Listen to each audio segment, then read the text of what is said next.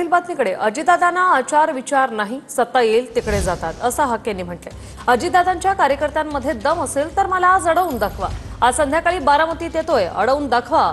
OBC नेते लक्ष्मण हाकेंचा राष्ट्रवादीला हे ओपन चॅलेंज आहे.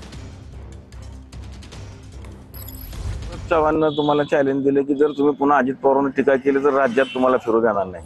हे बघा, या सूरज चव्हाणला सांगा, मी रात्रंदिवस महाराष्ट्रातल्या वाड्या वस्त्यावरती फिरतोय, गावगाड्यात फिरतोय आणि जवळजवळ रोज 2 ते 3 जिल्ह्याची बाउंड्री ओलांडतोय.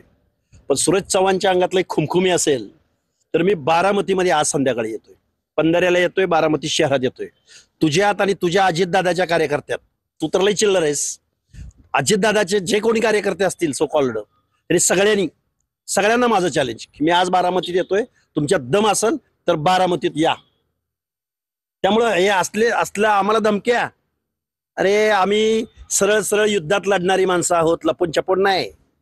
त्यामुळे सूरज चव्हाण, तुम्ही आजपर्यंत लय ओरबाडलाय महाराष्ट्र, इथून पुढे नाही. आणि आम्हाला बारामतीत दादाला विचार ना, निरावागज मध्ये पंधऱ्यामध्ये गेल्यावर काय होतं. त्यामुळे तू अगोदर दादाचा सल्ला घे आणि मग माझ्यावरती बोल. पंढरपुरातून कॅमेरामॅन जगदीश रवी लवेकर, TV9 मराठी.